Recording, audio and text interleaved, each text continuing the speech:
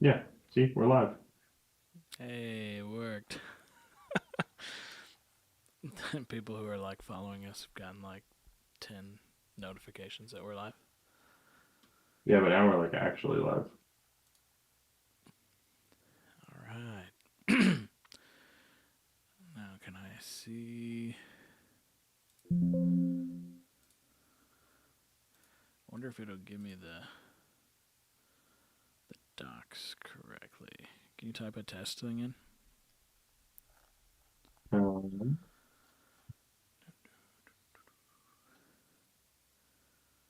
oh, there we go. I don't know if I can chat on this one. That just displays. Dang it. To do this.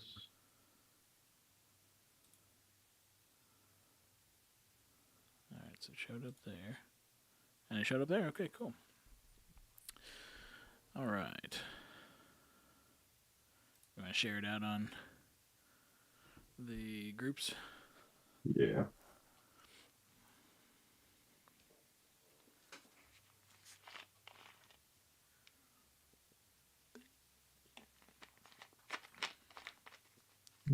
That chat we were talking about last night? About the axe head falling off? Yeah. I thought it was really funny. For whatever reason, that chat makes me think of. Did you see the stuff earlier in the week with Schefter and the one dude getting into it over like tweets or something like that? Yeah. I thought that was hilarious. Um, where it's like essentially like, you guys suck. Put more time in the gym instead of worrying about another school. And he was right. Oh yeah, he was right. Yeah.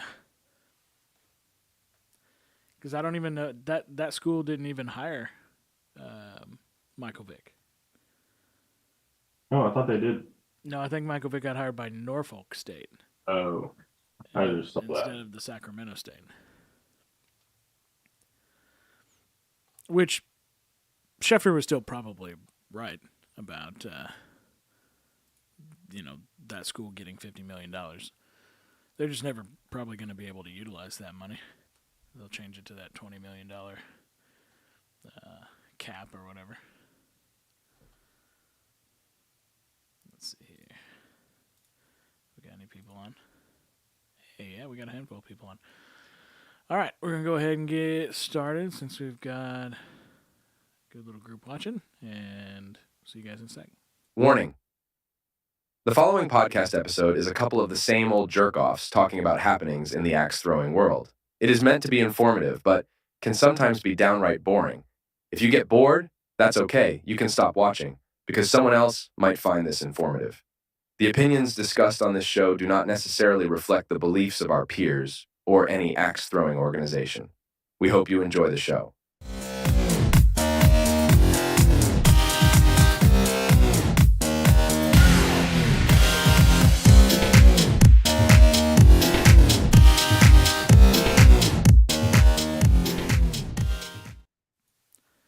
Hey, everybody, welcome to another episode of Sit Your Axe Down. This is actually our 25th episode of Sit Your Axe Down. I'm Kyle. I got Lucas over there, back from his trip to probably frigid Chicago. I don't know. I Probably didn't didn't go even outside. go outside, yeah. So the only reason why I even posted about you going to Chicago is that you guys were doing a really smart thing to prepare for traveling for 2025. That's right. So you guys needed, what, one more flight? Yeah, just one. So Chicago is probably a super cheap flight. Yeah, it sucks. And It's the cheapest place to go. I don't like going there, but but yeah, it was probably well worth the money to get your A-list preferred for yeah. Southwest. Yeah, I don't know if it'll be as useful this coming year or if it would be or more useful the next year. In But 2026. yeah, because that's when they're gonna have actual seating and stuff. Oh, so they're not doing that this year. They're going to wait till. It's technically like at the end of the year, I think, but I don't know. We'll see how they end up doing it. Yeah. Well, that's cool. So got you have your A-list preferred and your um, oh shoot, companion pass. No, we do not have a companion pass for next year. Oh shoot. I need somebody to sign up under my using our thing so that I Sign can. up for Southwest credit card. Yeah, Yeah. you'll get bonus points too. Right. But yeah, or well, whoever signs up will get bonus points as well. But it'll help both of us out. It'll help you be able to travel more and help me be able to travel more. Yeah. I did sign up for a new card at the end of the year so that it will post, like the bonus will post at the beginning of this year so that hopefully we can get it for like hopefully we get it early in 2025 so we have it for 2025 and 2026. There you go. That'd be good. Yeah, so you whenever you earn it, you get it for the rest of that year and the following. So essentially, if I were to get like a family member to sign up, get them to sign up in January. Well, January or like if you watch, they have different offers throughout the year. So they will have offers like near the end of the year where you have to spend X amount in 3 months, Right. and if you do that, then you get it. So I signed up like in October, so that my 3 months is ending at the beginning of January. So I'm going to get a huge influx of points at the beginning of January. And then That way, should get hopefully, if I can get more points in January and February, then I can have it in March all the way till the end of December 2026. nice. Yeah, you gotta work the system. They have I it set up. So I think at one point I joined whatever Facebook group you were. I saw you commenting on. yeah, I'm in the Southwest Companion Pass to the Max group or something like that. Yeah, I'm gonna try and pull it up here. My Ooh. screen's background. There we go.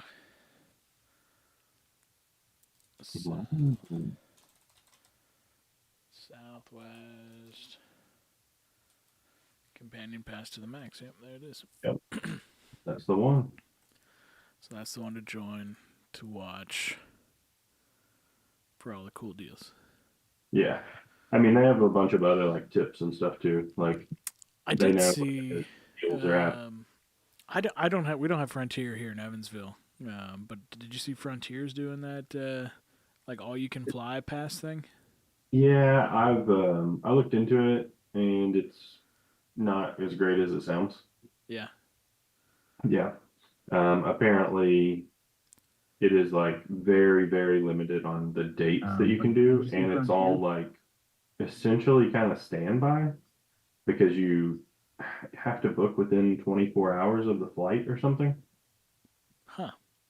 So I don't know. I guess if you were like super okay with like having a backup plan every time, then it could work. But I don't know about it working for actual doing anything. Yeah. Frontier surprisingly does fly from here in Nashville to a lot of places, but from here in Nashville specifically to Appleton. Yeah, I was gonna say if you if you live in a hub city that has a lot of those flights, that would be good. Yeah, it's probably not bad. I mean, they also used to do a thing where you could do a status match, Yeah. and the status match actually allowed you to bring over the companion pass as well. Oh. So, like, if you had A-list preferred, you could move your A-list preferred to essentially whatever they call the same type of thing. So, like, diamond status on United, or I don't know what their statuses are, but I know Brian moves his every year. He does like a status match. That's cool. If you had the Spirit flights, you could do the big ass seats status. Yeah. I'm telling you, I don't know if I could fly them again without buying the upgrade. Right. I will say It was, too, those chip things that they had, oh, this is, I forgot about them. They were good. they were very good. So I found them. I found them here. There was a handful of places that you could get just like the little tiny bags like we had, but we have a Fresh Time grocery store, and they have like the big bags of them.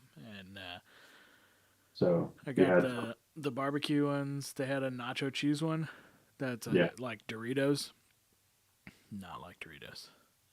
I think the barbecue one is just the only one that's probably good. yeah. I didn't totally had forgotten about those. Yeah, they were very good. Man, I got we we were on vacation and met some people. I was telling them I would give a school and them on Canadian Kit Kats. Yeah, And luckily I had one with me, so I was able to give out sample. yeah. I was telling my grandparents about them actually. Like a week or so ago, we had a like a family thing for my grandma's birthday, and I was telling them about the like Japanese and Canadian Kit Kats they're like totally different from the stuff here in the U.S. I'm a I big Carmelo fan, but I had their what's this one called? Caramel, caramel. Hmm. and that was so good. I think it was like too creamy for me, It is but definitely creamy, but the thing that got me about the caramels were that like Carmelo, you can break off into the pieces, and like every time you break a piece, it never breaks correctly. It like breaks half into the yeah, caramel, and it's so messy. The caramels like they break like perfect. I don't know if they have yeah, like because some it's actually chocolate, so it breaks easy. internal perforations. It was Uh, perfect. They were good. the chocolate here in America has like plastic in it, so it just breaks all like weird. Yeah, petroleum, all kinds of random Yeah, junk. who knows? Um, all right. Well, it's been a long time since we did a podcast. Yeah, yeah. Right before AmChamps was the last time we did a podcast. So, do you want to quickly recap AmChamps? Hey, if you got all the info, go for it. It was so long ago. All I remember is I dropped. You dropped. Yeah, I had a drop. That's ultimately why I ended up losing. You did have one. Yeah, I had a drop that was a dead center bullseye. I think I do remember. I do remember Yeah, that, dead but it has center been a long time ago. bullseye. My opponent was like, I don't care. Yeah. All right. So we'll recap it very quickly. We'll start with the Commissioner's Cup. Commissioner's Cup third place finisher was Zach Strobus. Did you throw against Strobus? In Yeah, that's the opponent that oh, I was didn't care. I was thinking about your match with Strobus from the Bullseyes at the Beach or whatever that we had. Uh, Second place was Neil Rust, and then first place was Dylan Teets. And then Pro Am Duels. Third place was Lady and the Champ, which was Dylan Teets and Chrissy Teets. Second place was Brown Rice Hibachi, which was Sebastian Arnold and Joshua Babel, I believe is how you say it. Close enough. Maybe not. Joshua, if I messed that up, I apologize. And then first place was Part Timers, which was Tommy Runkle and Noah Vargas.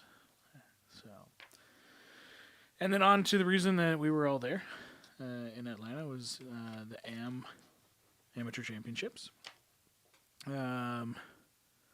There were 12 people who earned their bids for the World Championships, which is cool because it'll be essentially they have from now until, or well, from post Atlanta until when is Worlds? April? Yeah, April 4th. Until April to change their entire hatchet game. They get to go, they have to throw advanced rules for that, which will be 12 foot and 15 foot. So if they didn't have a 15-foot axe, they're going to need one or learn to throw 1.5 before Yeah, then. just throw 1.5. Don't buy a new axe for one tournament, I feel like.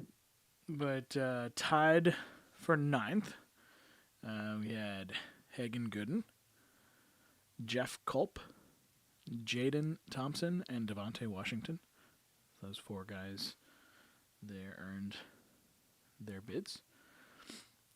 Tied for 7th was Tom Licklider and Austin Lukey. Tied for 5th. Actually, this was the only one that I didn't go back. I just got the first name because they had a nickname that blocked the full name. But Who was it? Seraphin Axe Warrior or something. I don't remember. I can't either. Burger Lacey was also tied for 5th. 4th place was Char Green. 3rd place was Ryoichi Fujita from Japan, which is awesome. That means we're going to have, for sure, 1 Japanese thrower at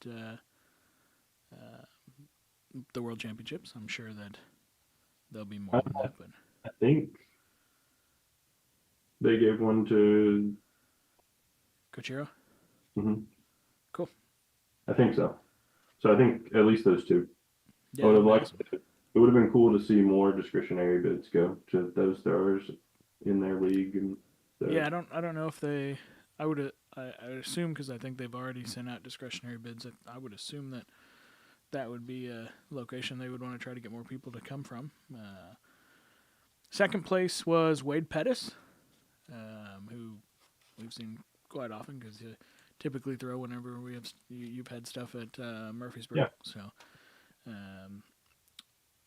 and then Tommy Runkle. So Tommy won Pro-Am duels and won the amateur championship. Tommy with the sweet. That's also why I knew we hadn't had a podcast, because we told Tommy that we would try to bring him onto a podcast to talk about it. Yeah, and we're not going to have one.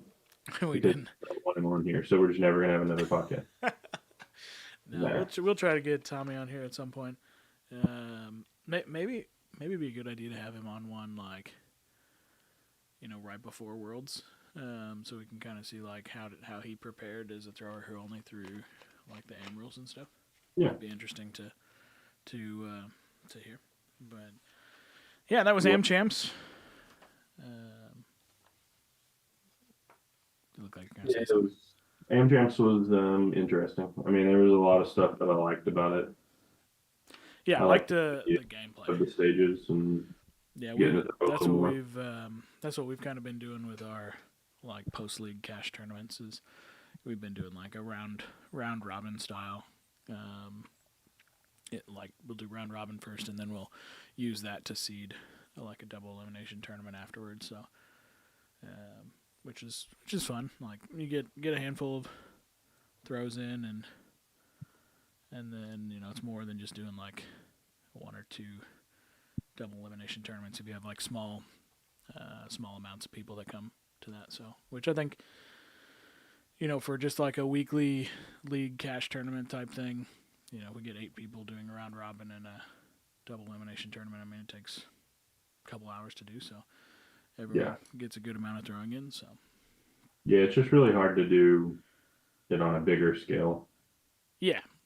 Without it taking 3 days. Forever. Yeah, unless you have just like we could probably do one if we did like at Tribal, where they have a ridiculous amount of like in a bad way, but like they have a lot of lanes.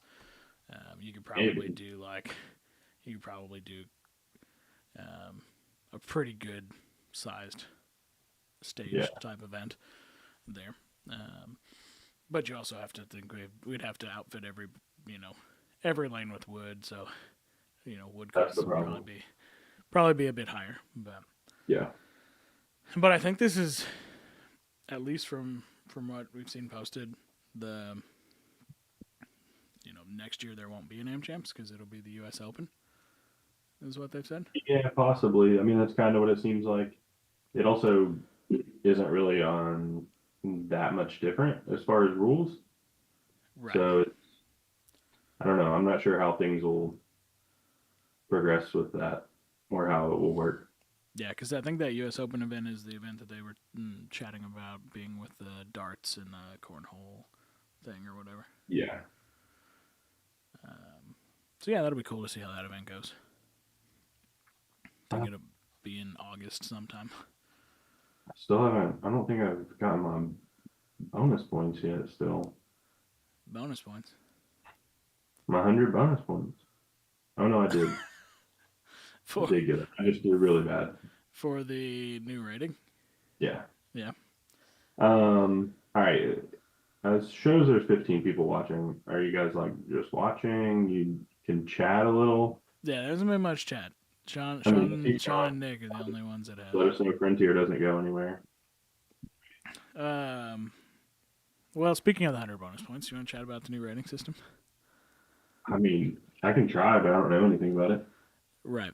What's So I was just saying I was watching, but I'm not chatting. Oh, okay. Jenna lets me know that she is one of the 15, but she is not going to type anything No, because I'm cleaning. because she's cleaning. So she's hands free. well, how's she cleaning if she's? Oh, she's cleaning with her hands, so she's listening. Oh, Eric. Oh, Eric, did you get your shirt? It's probably a bad time to ask that, but I saw that you ordered one. Hopefully it came in and there were no issues. Chicken Tender Gang. Yeah. All right. Well, speaking about the rating system, so the other night there was an affiliates meeting that I was in, and they were chatting a little bit about the new rating system, and there were two questions that I brought up, and you spelled my name wrong, so you don't love me that much. So the questions that I brought up in regard to the rating system, or the first one was the way the equation works right now. If, let's say, you take two matches, you've one match, you lose 64-63. And you have another match that you lose 64-25.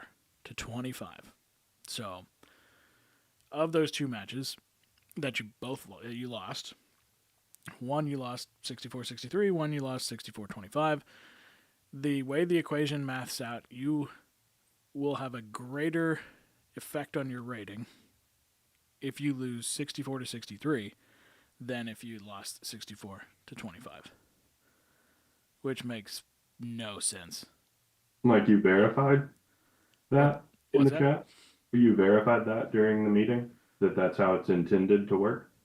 I asked if that was the intention, because I don't think that is the intention.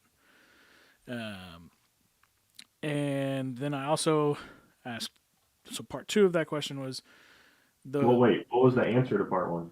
Okay. Answer to part one that came back to me. They didn't answer it in the meeting because the person who was supposed to answer it had left the meeting already. Okay. But the answer that I was given was that player A has a 900 rating, player B has a 600 rating. If player A wins, the impact, because it was expected, is smaller than it would be if there was an upset where player B wins, which doesn't answer the actual question at all. Wait, yeah, I didn't. That was my exact response when reading it. I was just Can like, you read it one more time just so I can try to really pay attention this time? Because I was waiting for you to get to that answer. yeah. And so I wasn't really paying attention. Player A has a rating. Player A has a 900 rating. Player B has a 600 rating. If Okay. player A wins, the impact, because expected, is smaller than it would be if there was an upset where player B wins. Which does not answer the question that was asked. No, Because I never ever mentioned anything with rating. I think I'm more confused now Absolutely. than prior. So I don't know if the question that I asked was relayed correctly, but that answer doesn't really answer the question. The second question I asked was in relation to leagues that have a large discrepancy between pro throwers and advanced throwers for 2025, because that's what the next step is. And when you're a pro thrower, so let's say in my league, for example, I have myself and Brian Holtz, and then, let's say everybody else would be advanced, and we're the only 2 pro throwers. If we throw against, we'll throw against each other. Let's say it's an even league to where essentially we'll throw against each other 1 time. That's the only time in that league that we would have a match that could really benefit our rating if we were trying to increase our rating. Because if we're throwing against advanced throwers as a pro thrower, the rating is not going to increase as much over time as it would if we were in a league that had 6 to 8 pro throwers in it. However, our rating can be affected quite a bit if we lose to advanced throwers. Right. But with the rule shift, in theory, that shouldn't probably happen as much as it did in 2024. So my question was to Waddle is there going to be a closer eye on people or leagues that have a low amount of pro throwers that might try to schedule matches to where the pro throwers are only throwing against each other versus having to throw against everybody in their league where they might be more greatly affected with their rating or not capable of increasing their rating a lot and throwing against everybody equally. And because that's something that, it's a way to game the system, but there are supposed to be things put in place to prevent that, scheduling matches, because that was something that was a concern, scheduling matches against throwers that you might be related to, or you're having 2 people throw early or whatever. So Yeah. the answer to that was also overly broad. The answer was the divisions have different rule sets. It's not equitable to compare them evenly. Pros prioritizing facing against amateurs actually helps amateurs more than it helps pros, which is what I said. If a pro loses to an amateur, since they'll inevitably be rated lower, they'll still lose a decent amount of rating, while what they gain for winning is minute. He just repeated exactly what I said was a potential problem why people might schedule matches to throw against pros. You also don't even really have to schedule them. You wouldn't have to. You could just play other matches around, and it would force the people to throw against each other. But we'll just. But also the first part of that answer, the divisions have different rule sets. It's not equitable to compare them evenly. I think that as an answer it sounds really bad, because if they're using different rule sets and it's not equitable to compare them evenly, you shouldn't really have them throwing against each other in a way that would affect one group vice versa. So, what is that? I just removed it. It was a spam thing. Oh, did you change something else? Did I change something else? Yes. What do you mean? Because the chat stuff just changed. Oh, your overlay? Yeah. Oh, you have it docked, so it did. I was trying to change my overlay earlier, but when it's docked, you can't. Or if it's not docked, you can't change it. Oh yeah, no, it's fine. I mean, it has to be, because that's what you get. So where? I can change it back. No, you're fine. I was just like, whoa, something changed. Just picked a random one to see if it would change. So what did?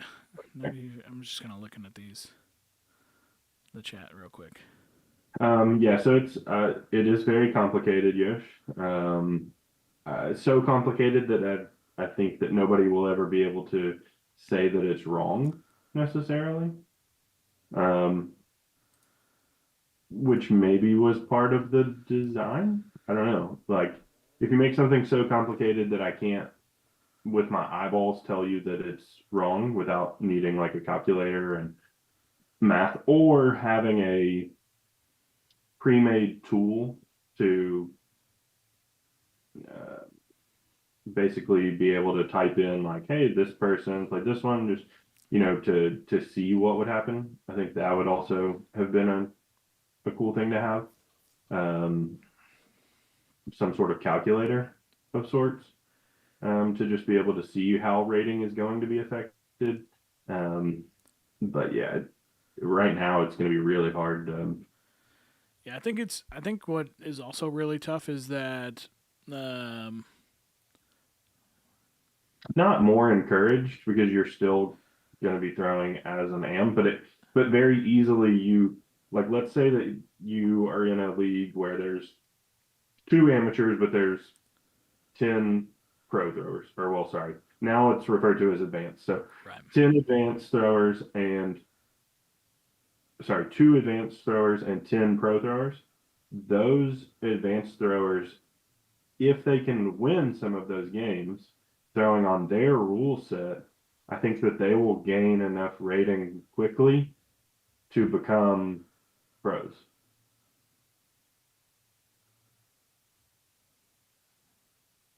So I think that there's going to be ways to do it. So You are correct, Eric. I need to like split screen the other because it really is going to come down to what level those amateur throwers are at, Eric. Like if it's somebody that's thrown for a year or somebody that's not very serious, then yeah, I could definitely see, not being worried about it.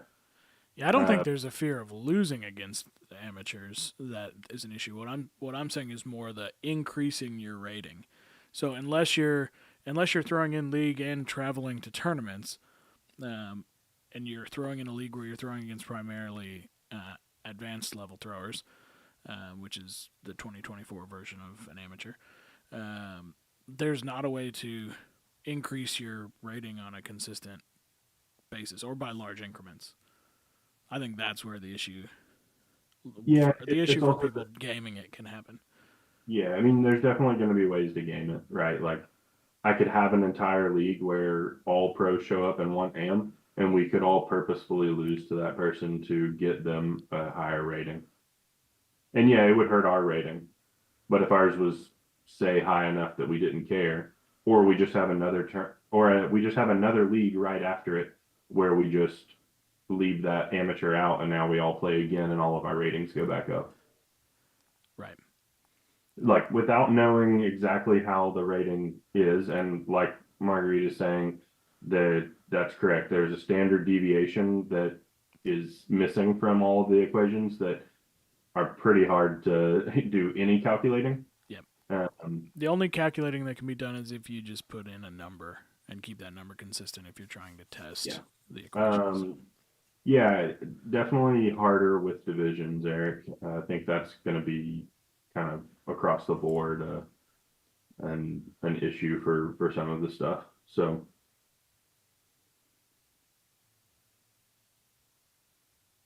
I don't know. It's going to be interesting. But for people that maybe don't check their rating that often, if you are somebody that threw advanced rules in season 3 or season 4, you can check your rating on the app, and you'll see that you got a bonus 100 points. Let's see. I'll check it real quick. Limbo is very confident that none of this will be a problem. It's all been taken into consideration. Bonus 100 points. I So what I was getting ready to say a minute ago was, shoot. What's tough for me is that like there's not a lot of people who can there's really only like there's one person who can answer the question. right, because It's a, it's so complicated. and you're reliant on that one person. Like it needs to be, especially right now because we're literally 11 days away from 2025. I think Which means that we're 2 weeks and 2 days away from league starting. season. Like there needs to be a way that realistically anybody who runs leagues or that is an affiliate or anybody that's asked these questions should be able, like anybody who is asked from from Waddle should be able to answer these questions and not have to go to 3 different people, or have these 3 different people converge on one person. Like, it needs to be able to be explained easily. The other, well, I was just reading Justin's comment. Yeah, that's what I was trying to. I'm not sure that you need to go for kills in League anymore in every situation. If you're worried about losing a game, I don't know that it's worth going for the other kill. Like if you miss the first one and now it's only a 2 or 3 point game. But I don't know yet. I just truly don't know enough yet, but probably will be 100% kills for me anyways. I also think it's really interesting that your rating can change mid league, basically, because you can just throw a marathon league. Sure. And it changes every time you throw, so it can change week to week.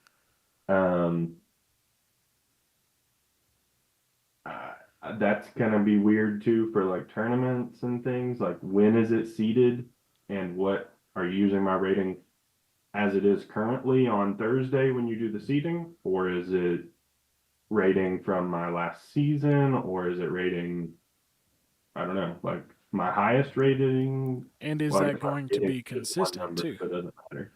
But yeah, I guess when is it going to happen? Because to me that means that, like, I don't know. I think there's also, I hope that within the next week, 2 weeks, that we find out how to qualify for Worlds. Agreed. Because right now, I mean, doesn't really. I mean, the rating thing is going to be used for seeding and stuff. That's all we know. So, how do we know what we need to be doing, or what do we need? What are we striving for? Right. Correct, Eric. Yeah, I mean, now you're trying to win every game in League, so I think you'll see a lot less. I mean, maybe not a lot less, but you'll see more 28-0 seasons from some people that throw in a league where there maybe isn't somebody that is challenging them. And technically, I guess in League you could have 2 people 28-0 if they just don't ever get matched up against each other. I don't know. It's going to be interesting. I think that would only happen if you have. Correct, Neil. More I'm just than saying, when will they 30 pull that rating? Because you might pull the rating on Thursday, and I have a Thursday night league, and my rating drops because I lost to 4 advanced throwers as a pro. So now my rating is way less than it would have been. So when is that snapshot taken to determine when is the export that they're using to figure out the rating for each thrower to seed the tournament? And what are they doing? Have they said that they're changing anything for big axe and dual seeding? Not that I've seen. I haven't either, but I just didn't know. I feel like there were discussions of changing something with seeding recently. Was that knife where they didn't know how it was going to be seeded? I don't know. Can't remember. No, I don't think that it changes by how many games you've played, Neil. It's not like an average of your rating. It's because it's going to be essentially live. It's going to it's a change live for thing that every moves single every WD. game. So I don't think it matters if you played 200 games or you've played 2,000 games. You could still lose the same amount of rating points on your next game.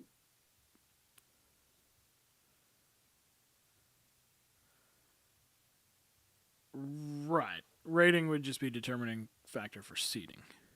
Right, but I mean, the only reason rating could be a determining factor for bids is if they say, well, like they did this year, where they're like, we're going to take the, if you finish in the top 128 twice, if that's how they're going to list that or categorize that list as off of rating, then maybe that's a determining factor. But Yeah, but like Justin just said, if they are using or are not using rating to determine factor, then you would have to choose, like he just said, like, do I care about my rating or do I care about finishing high on the leaderboard because it's by score?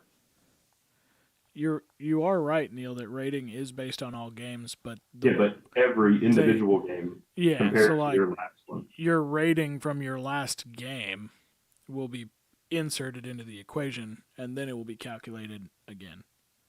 Yeah, It's not like yeah, we know that rating will be used for seeding. We're just trying to figure out how people will qualify for Worlds. And I typically would be like Eric, to where I would say, since we haven't heard anything, I would assume, but I think hard with to there being many more people or different people involved this year, making those decisions, I'm not sure that I would just assume that at this point. right.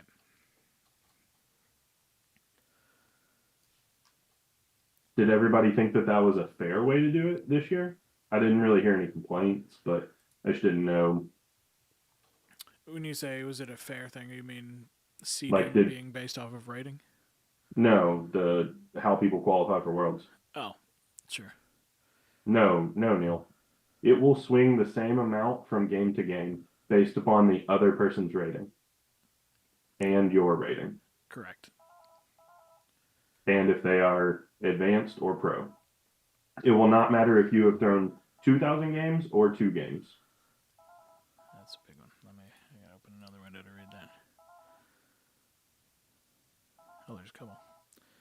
Would make no sense to not keep it the same as this year, given the energy invested in it. That makes sense. Like I did like it this year. I thought it was. Thought it was fine. I think there were some adjustments, like the whole oh, you can only throw 20 games and just stop. 100% that should be done not be. type of thing. Like, I understand the purpose of having that rule in place was for emergencies, weather, etc., just different things. But I think there's got to be some like eyeball tests that maybe you have to like submit a reason for them to approve it. Yeah. Certain things, but So Marjorie, her Yeah. comment there, I think is a really interesting thing because I think that could be an unforeseen, may not be in the first season, but I think once people see how it works, I think Maybe. it could be a thing later on, because if every game impacts the rating, like, and you have, let's say you have a great weekly league, but you go do a marathon league and like that's a 1 day thing and you show up that day and that's the day that you the negative side of all of your statistics start to hit and you just throw trash, you Then can it's really fine. hurt yourself. It's fine. You don't really hurt yourself because then on your next weekly league, you just bring your rating right back up because you're throwing well again. Yes, So it doesn't but it really depends when that falls though. Well, maybe, but it's all going to be dependent upon if you're going to tournaments, whether your rating's even going to matter, right? And then your rating might change so much by throwing against people at that tournament. Right. So your rating is never going to stay. Like, you're not going to be like, oh, I'm a 750 point rating. Like, depending Right, upon who you but throw in the tournament is going to change. But if you have a string of bad games in a marathon and you Right. trash goes your down. rating, Yep. it's gonna Then take they're you so low it's gonna that take when you you more time though to get back up. maybe not, because if you get so low, the disparity between you and an advanced thrower that you now beat because you're throwing well enough Yeah. could bring it right back up. So I think that everybody will have a kind of base. So yeah, I think it's going to be a little bit of both, like depending upon the thrower. Like, yeah, if you have a really good rating in a marathon, like maybe you're like, oh, I want to keep this rating for some reason and get seated well at this next tournament. But then you could just as easily, you know, do poorly at that tournament, your rating drops, and now you throw another marathon to bring it back up. Yeah. Or, you know, you throw more because you're hoping to continue to beat somebody to get it higher.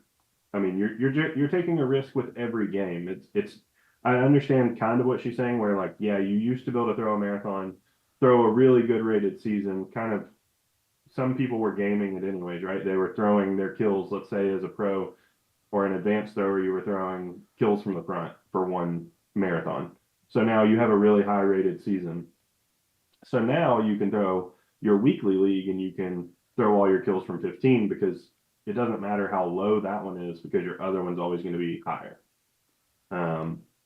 But yeah, I mean, you definitely won't be able to protect it like Eric is saying, where you're just stuck at one thing unless you just choose to never throw again, which this is so similar to CRS, which is the other thing that you can actually look on there. You can see several used to be good, I mean, probably still good throwers, but throwers that haven't thrown in a long time that used to be really high on the leaderboard, like on the CRS leaderboard. I mean, like for a while, I hadn't thrown for like 2 or 3 years, and I was still like in the top 200, which was crazy. Yeah. Because I hadn't thrown.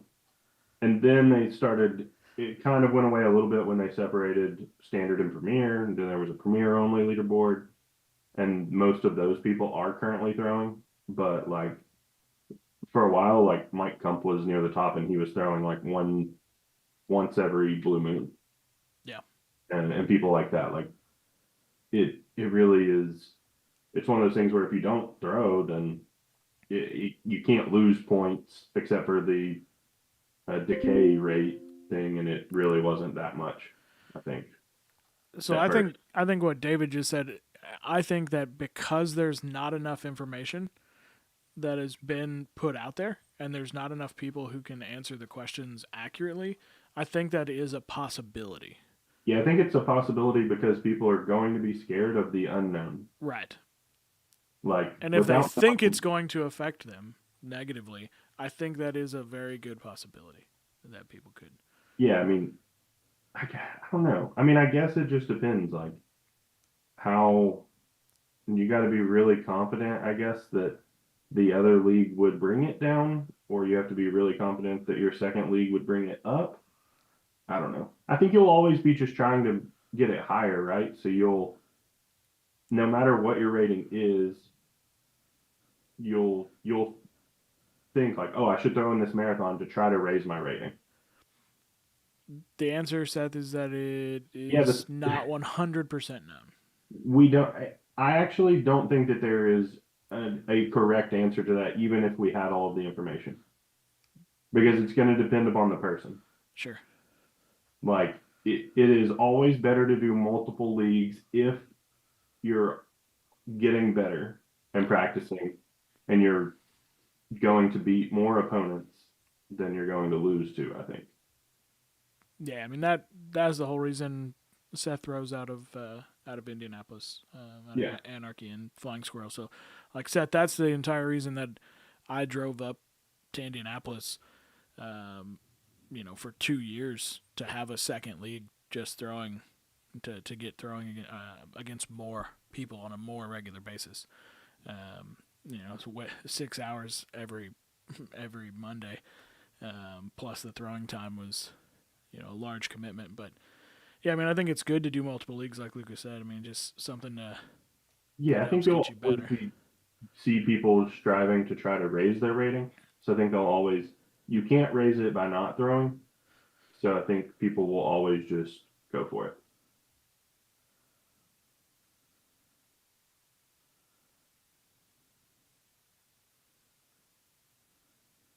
I assumed that leagues, marathons, or tournaments don't matter anymore. It's just every game thrown will affect your ratings. If you average a 50, you'll get a 50. If you throw 28 games or 280 games. Kinda, except for the problem is the thing with that, Neil, that you're not considering is that it depends on who you throw that 50 against, and if you lose every one of those games, or if you win every one of those games. because of how the rating is. If it was purely an average based thing like the leaderboard was 2 years ago, then I agree 100%. It wouldn't really matter how many you threw. Yeah. But since Yeah, it's not just so straight that average, that won't really be something that you can do anymore unless it is classified as a rec league in the app. a recreational league. And supposedly it is set up to not factor that in. So only time will tell if that is set up correctly, but it is supposed to ignore those games.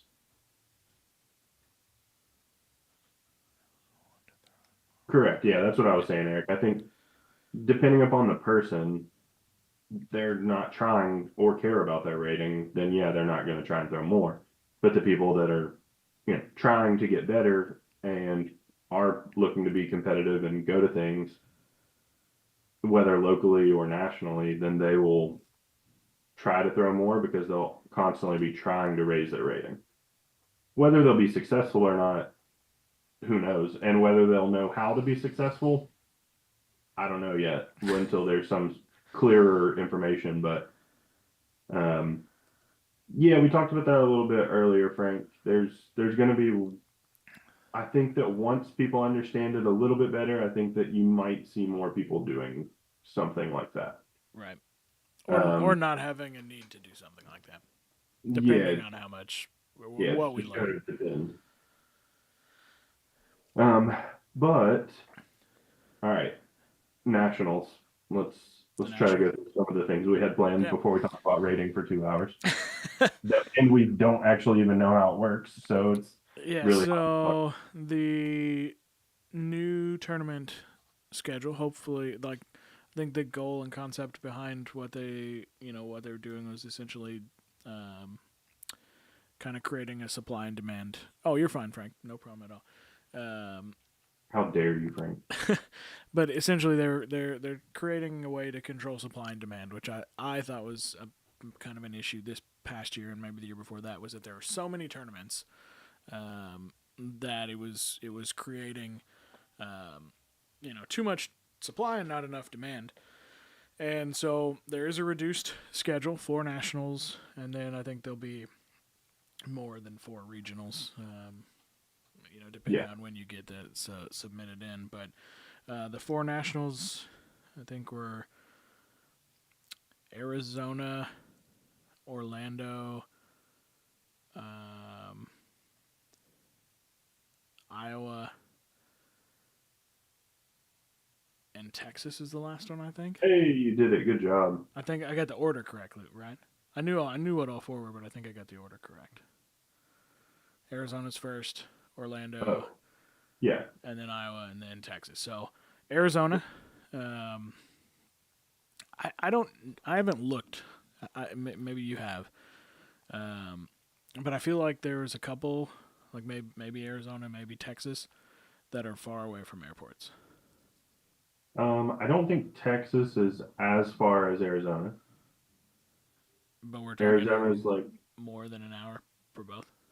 No, I think Arizona's like 45 minutes to an hour. Okay.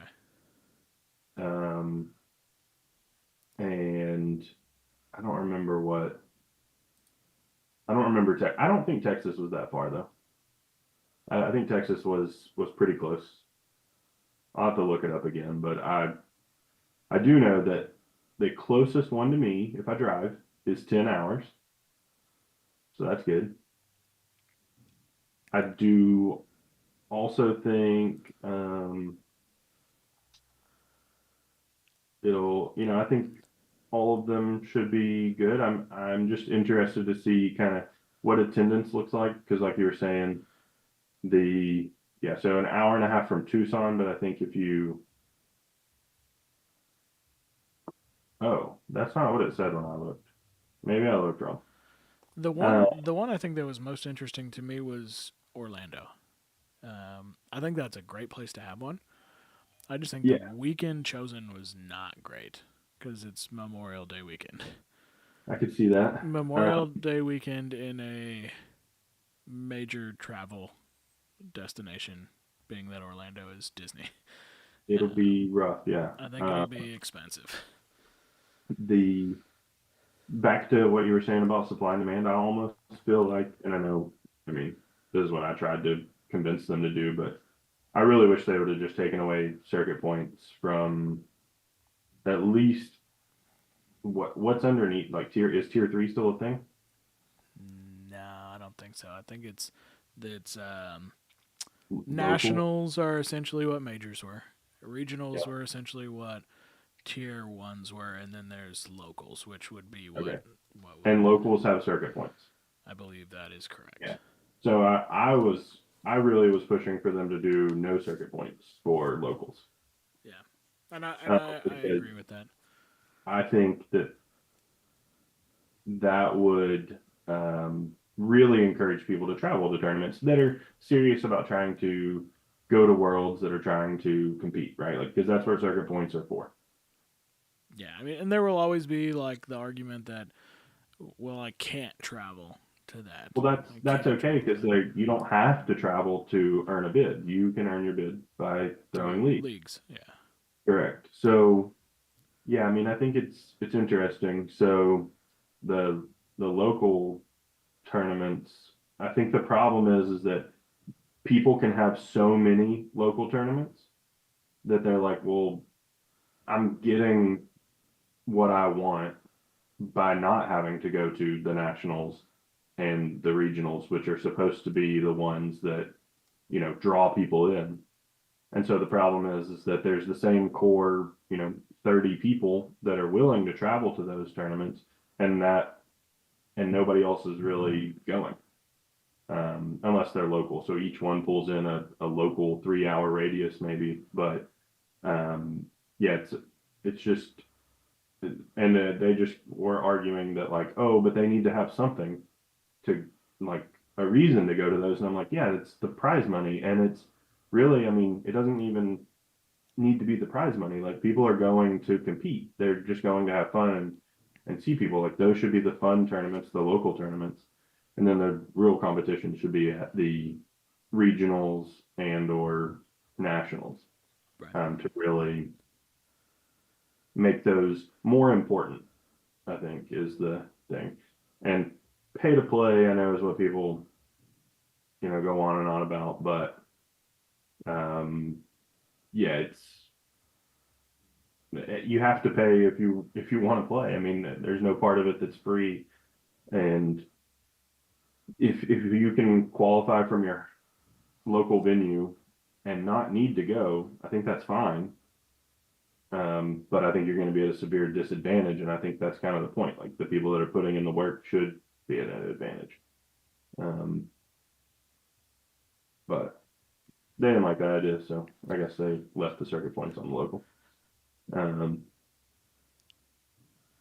Yeah. Yeah, Eric, I think that would be a cool idea. I think it's just really hard to, especially with the way the sport is right now, it's hard to say that one tournament is going to be worth X amount of points. But I do think that they could, instead of them being specific to the tournament, that could possibly be specific to the size of the tournament, like kind of a post thing, like, hey, this is how many signups we have.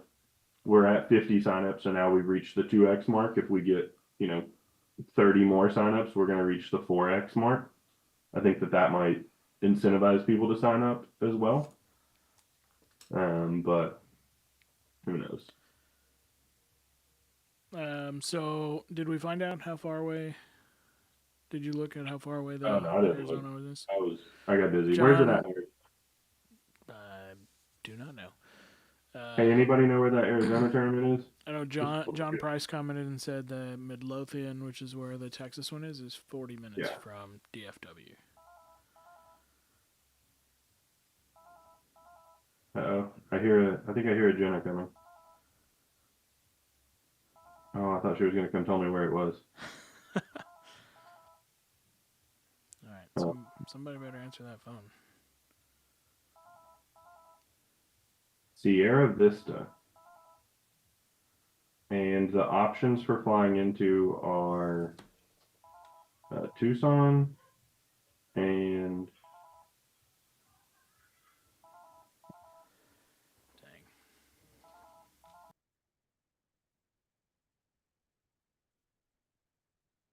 So 1 hour, 22 minutes from Tucson to Sierra Vista. And 3 hours, 4 minutes if you fly into Phoenix. Phew. Yeah. I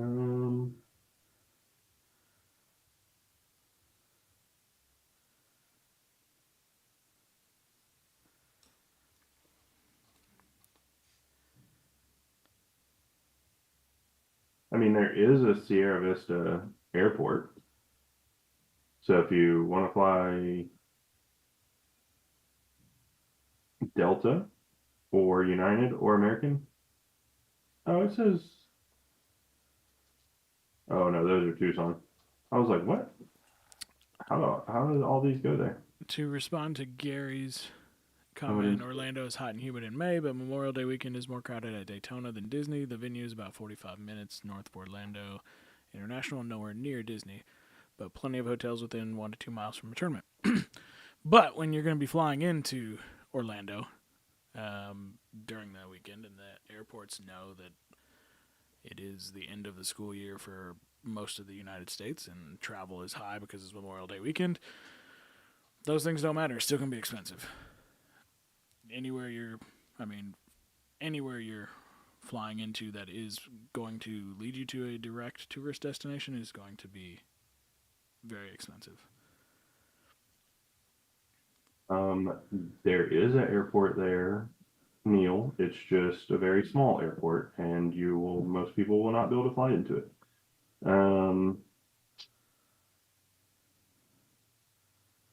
Yeah, so man, I was really hoping to go, but yeah, Eric, can you pick me up on that? Private jet.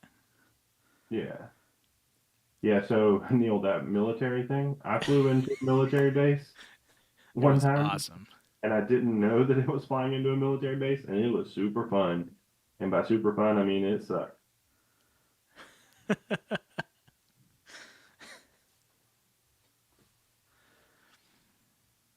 Yeah, I know Devontae was just down there. I saw some pictures. He was near the venue, and so he's letting you know if you want to stay in Davenport, save a little money, you're gonna have to drive some traffic. Yeah, Eric, I'm good with G6. Yeah, just let me know what time I need to be. I assume you can just pick me up on my street. Probably. Yeah, like I'll just pack my bag and be outside. Let me know when you're swinging by. See, I feel like the largest of the four nationals will likely end up being Ironside. Yeah, I mean they have the closest airport, and well, Texas could be. They're probably fairly. I mean, they're probably within 10 minutes of each other. Texas could be large as well, but But I think Ironside being a national again, and it is it's being in the closer Midwest. to the Midwest. Yeah, that's why I think it probably will be the largest. Yeah. But I don't know. Yeah, it'll be interesting. I mean, I think the tournament, and feel free to. Well, I'm just gonna look it up, so I'm not wrong. So I'll just wait on what I was about to say. I was gonna say just somebody can correct me, but now I'm like, I don't even want. I'm just gonna look. So let's see. That's going to be dependent on where you're flying out of, and Appleton is a regional airport versus international. All right, so I think the biggest tournament that they've also ran in Arizona, and this says I'm not, I can't really. All I can say is the number. This is just a fact. Is it looks like 14 people, and that was the Big X bracket. Yeah, Maybe I've heard a lot of good things about the venue. Yeah, I've heard it's great. It's going to be interesting. Oh no, it looks like they almost had a Halloween tournament that had more, which had 17 people. But yeah, it'll be interesting to see kind of how some of these venues that haven't hosted before, how they handle what could be much larger groups. I don't know what the size is of the venue. I haven't been there. No personal information, just I thought, well, as soon as I saw it, I was like, oh, I thought that tournament was kind of small last year. I was just surprised to see them, get it, but I guess it depends on who was Applying. they were kind of left with whoever submitted type of thing. Yep. Yeah, you don't want to, David. I just don't fly into Appleton. That's the easiest thing to do. I always fly into Milwaukee and then drive. Yeah. Cheaper. Yeah. But if you are doing Appleton, I have found pretty good flights on Google Flights.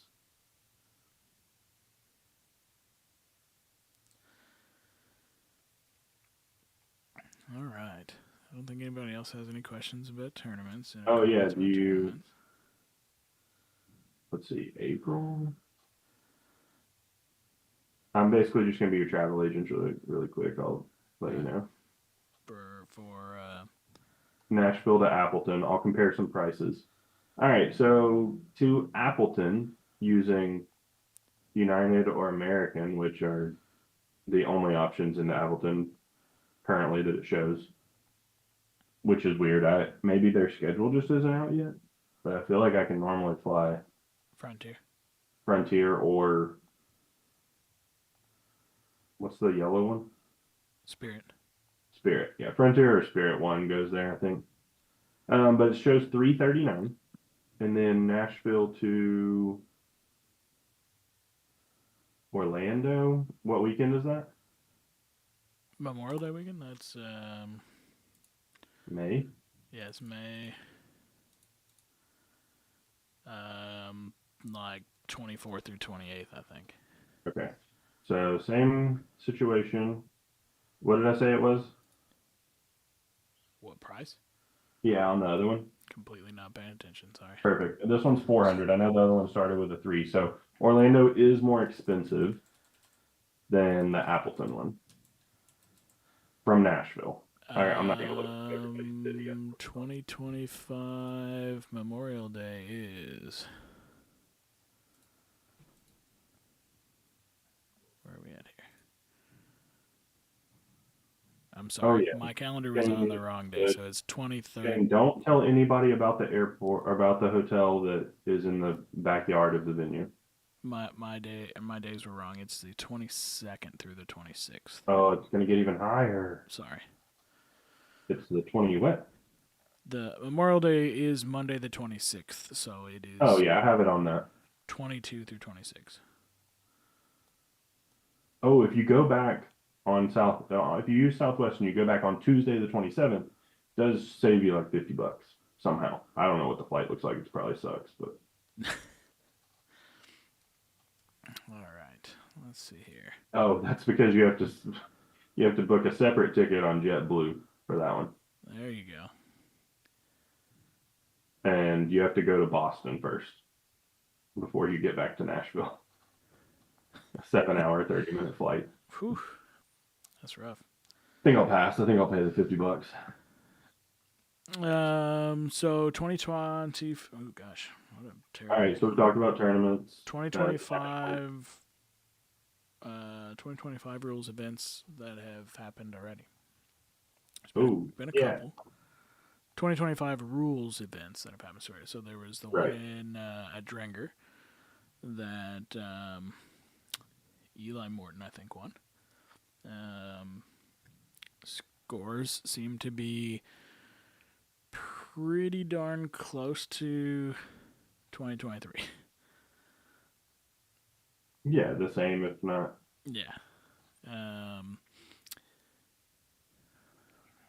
I don't know. They might have been a hair lower, but I think that's given that nobody's really been throwing on it. I mean, here's just an example. Colby, you still watching? Colby, when was the last time you threw axes before that? Probably a long time ago. Yeah. And I mean, he had some 60 plus games, Yeah. I think. Yeah, we've done He didn't get a 64 though because he's a loser. we've done two like cash tournaments where we did the round robin and then double elimination going into it, and Essentially, my average was almost identical to, if not maybe just right about exact 2023. Well, I mean, it's essentially a 2023 target, Yeah, you're just just slightly moved. yeah, moving around to the like it. It's so strange throwing on it, having last year or this year thrown on the little bullseyes. Mhm. There's the hardest thing that I feel like I've noticed is that like I've definitely thrown and been like I don't have to put as much focus into this, and that's where I'll throw like 2 5s in a row, Yeah. and it's like oh I can't get lazy. Still have to like don't get like don't put the cart before the horse. Like still have to focus and pay attention, but it is just like throwing 2023. Yeah. I mean, there's going to be, just so many crazy high games. Yes, Oprah axe throwing. Everybody gets a bullseye for sure, and a lot of people get 64s. I've thrown one game on it, and it was like I don't know a month ago, whenever it first came out, and I just tried one. I got a 63. So Game 1, 63. There you go. yeah. If you need a stencil for 2025, Oh, dude, I have a thing of them. Um, I keep meaning to. I need to ship one to Devontae. There was a couple other people that had asked, but Lucas has them ready to go. They are very easy to use. I have a thing on here That's somewhere. what I'm using right now at ours. It's very fun to You use should buy compared to marathons. some of the other ones. But hit them up. What is it? $20? 25 shipped. 25 shipped. That's good. Yeah, as long as you live in the United States, don't get crazy. Continental either. None of that Hawaii stuff or Alaska. The last thing that I have on our agenda is our Throw Pros event coming up Oh yeah. at the end of January. Oh, let me just queue up a quick link I can post in here. So end of January, January 24th, 25th, 26th, we are Coming up soon. running a tournament at Axe House Cleveland, Yep. home of your favorite. Oh, jeez. Your favorite maker? We got to remove all those stupid additional live things that we did that I did because of OBS being screwed up. But yeah, January 24th, 25th, 26th, Rock and Roll City Rampage at the Axe House Cleveland. We're back to running our own tournament series like we did in 2023 with the Pro League series. We don't have a name for this series, just Yeah, but I think each one will be different. We're not, which is kind of what we did at PLS too. We tried different things, did slightly different variations of things. So we're going to do big axe and duels are going to be thrown based roughly under hatchet rules, I guess is the easiest way to explain it. Yep, 2025 hatchet rules, essentially. Where each bullseye is going to close out. And there will be a specific order that you throw on them. Yep. So probably like 1, 2, 3, 4, 5, and then mandatory kills. Yep.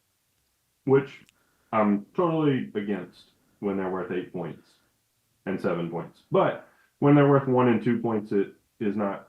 It actually makes a little bit more sense. So yeah, essentially designed as a comeback mechanism. Yeah, probably more of a tie mechanism. Yeah, I mean essentially.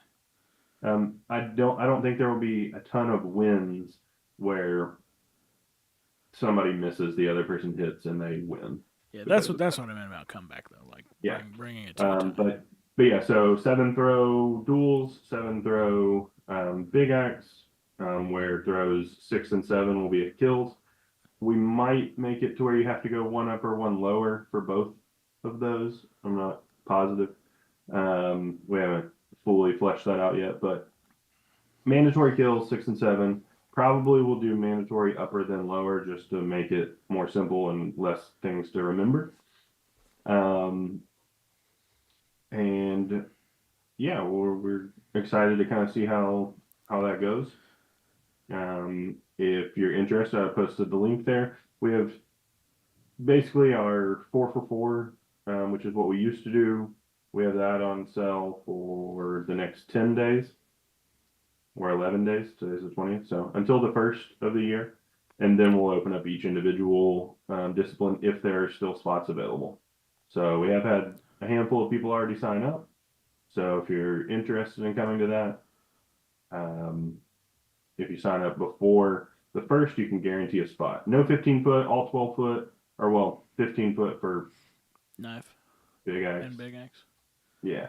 But yeah, hatchet will be 12-foot. Yeah, hatchet, knife, and hatchet are running on a like a square target system that's gonna have like what is it like? Essentially, whoever wins the point gets a. Whoever wins. The Yeah, throw we're gonna gets a run that point. one in a little bit more of like the easiest way to explain it is like a tennis style format to where you're gonna win a point every time that you throw a higher score than your opponent. That's correct. And a maximum of 7 throws again for that per game. And so basically, if we both throw at the same time and we both get a 5, then we would move on to throw 2. If on the next one he throws a 5 and I throw a 4, Kyle will now have a point. And we're hoping that allows it to where anybody can come back at any time, basically. Yeah, so essentially, then the third throw, I throw a 2 and he throws a 5. Where you would normally have a He's not 3-point penalized swing, for it's a full 3 1-point points. swing. It's just a 1 point. We're back to tied overall. So I don't know. We'll have it typed out a little better, show exactly how that works. But yeah, so we're gonna do tennis style matching for that. We are also gonna do seeding throws for knife and hatchet.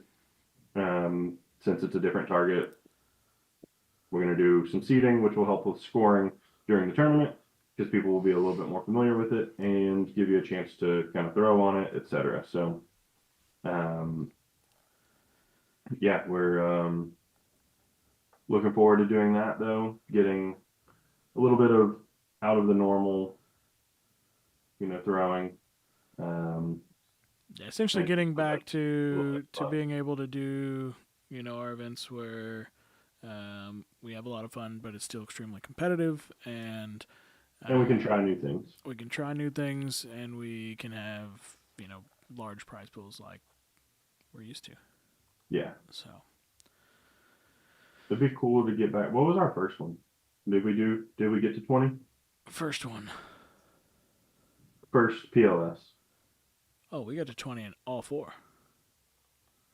Yeah, so hopefully we can get close to that. But yeah, we had that's after paying the venue and the wood cost and all that. We had $20,000 prize pools for those. Yeah, so hopefully we can get closer to that again. If we have enough signups, we get enough people, we can get there. I think 2023 for the 4 events we dispersed about $101,000 to the prize, like to the winners of the events. So we're also not doing knife duels, so don't ask.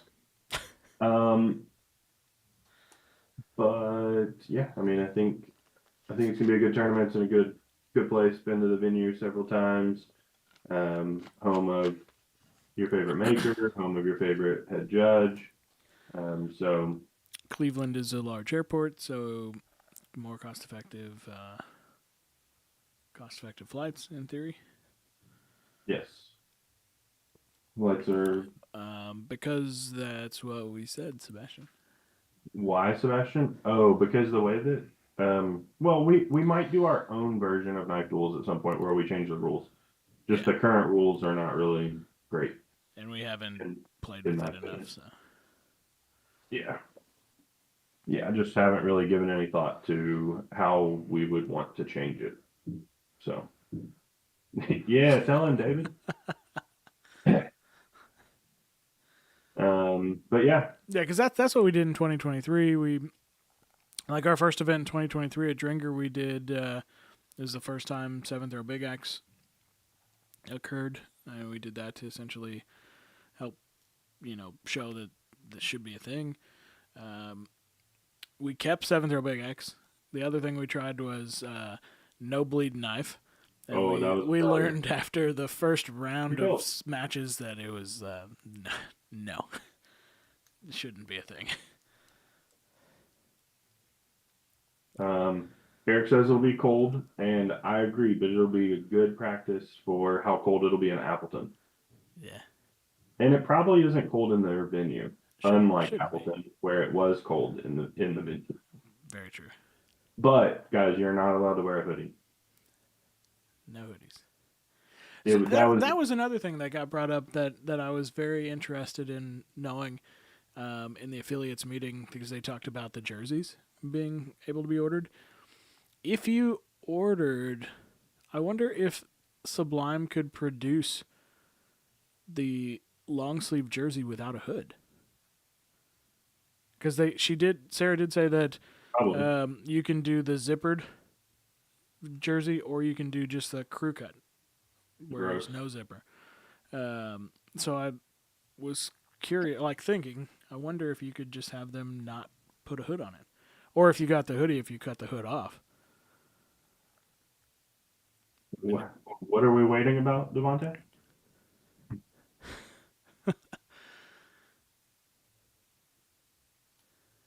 Probably, I think something about the jerseys. But I think it's about the hoodie thing.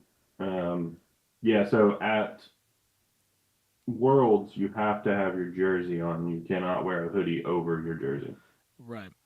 But Sublime makes the long sleeve hooded jerseys that you could have your name and stuff put on because that's the whole thing about the hoodie is you got to be able to see your last name essentially. And Yeah.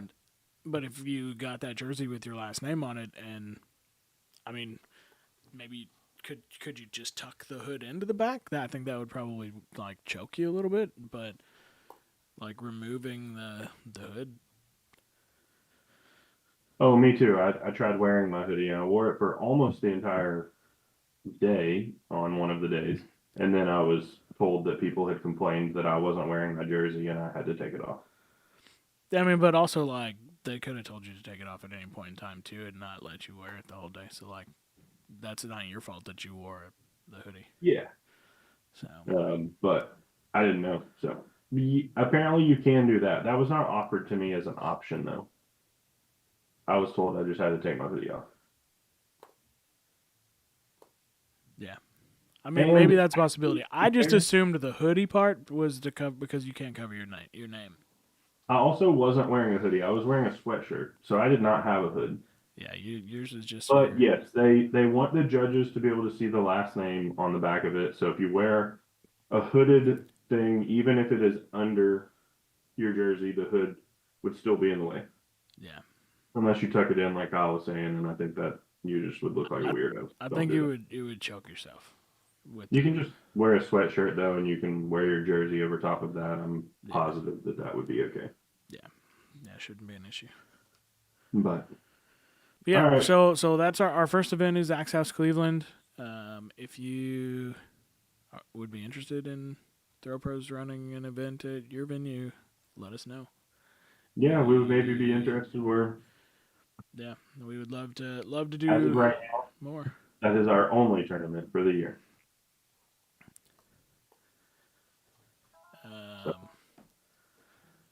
Hang on 1 second. If you got a venue and you want to try something different, let me know. What was I going to post? Oh, I was going to post this again. Or can I pin a post? Is that a thing? I think I can. This one. Man, I tell you what, I got nobody out front answering these phones. Can't pin it. Anyways, What are you trying to pin? I was trying to pin our comment, but to qualify, one lane. We could do it at your house, Eric, if you have two targets. It might take a while, but Minimum lane count to qualify.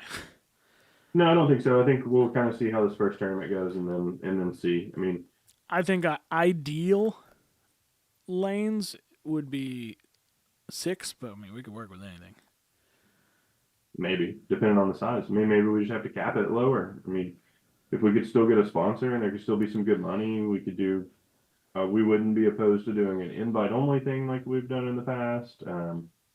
We're open to options. Yeah. So, all right. Well, Well, it would be awesome to host something. I think that's it. Nearest airport is New Orleans, and it's an hour and a half away. Yeah, That's a long ways. But it's not any further than the national that's essentially happening. So It's true. I don't know. Where's that at, Devontae? You have 5 in Miami, 5 lanes. We could figure that out. I mean, how many lanes does Trap House have?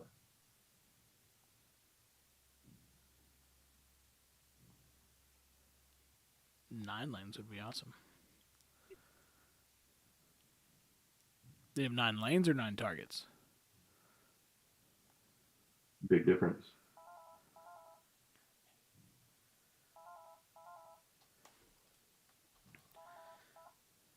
I mean, I hope the job information is done because. Yeah. Oh, is it done? What's up? Oh, Are you guys done? you're the only person on camera? I guess.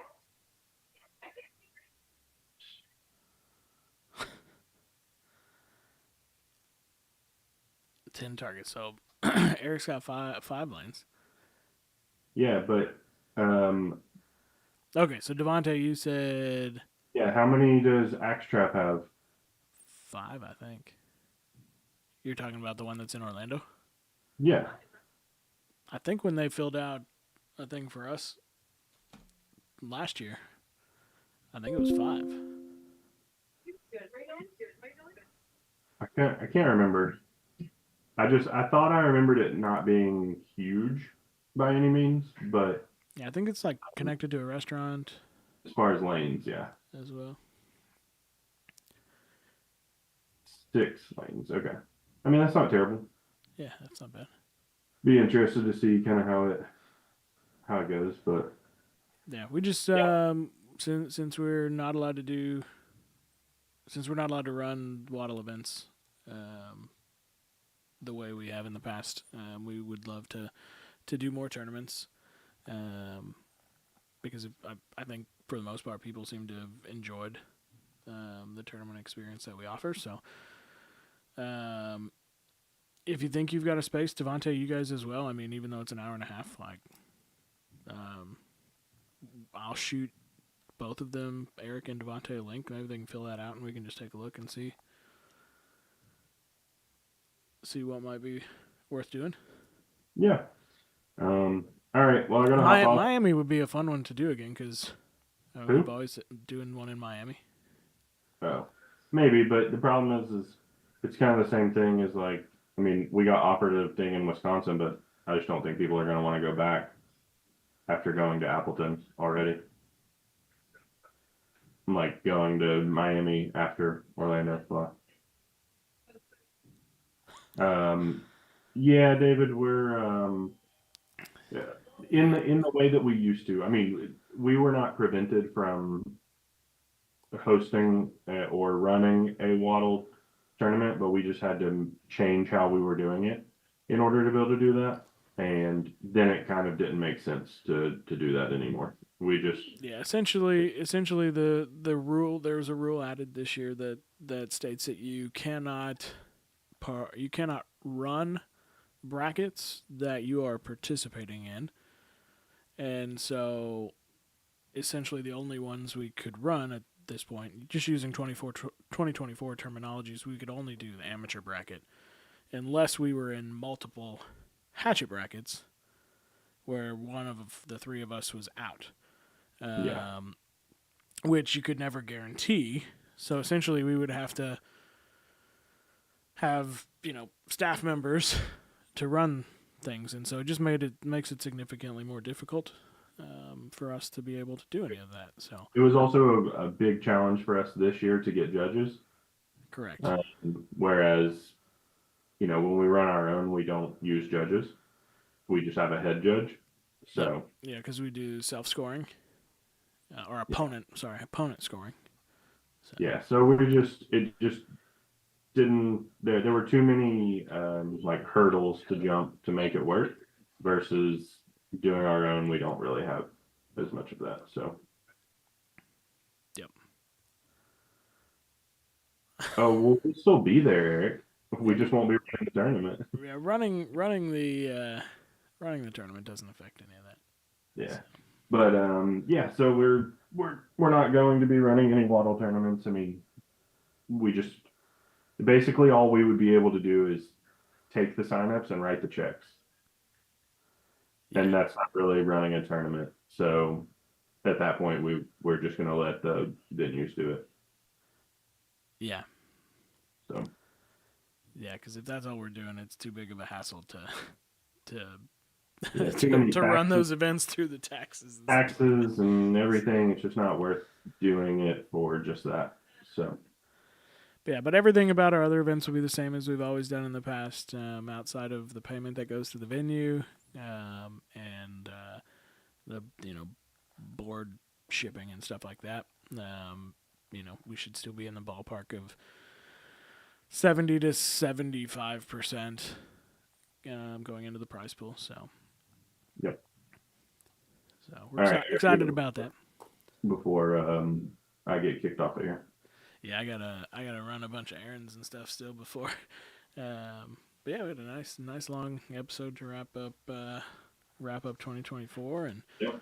We'll. What is the first thing in 2025? First thing is the regional in Augusta. Yep. So and maybe we'll do something around then, but otherwise, maybe even earlier because league starts the first week. I mean, we could always do a how was the first week of league type thing. Maybe we'll know more about the 2025 stuff, the rating system and all that. There's supposed to be a lot of stuff coming out in the next 2 weeks, I assume, or a week and how many ever days. So we'll see what we have to talk about and what's available, but most likely we'll see you guys next year. That's right. All right. Until next time, guys. We'll see ya. All right. Adios.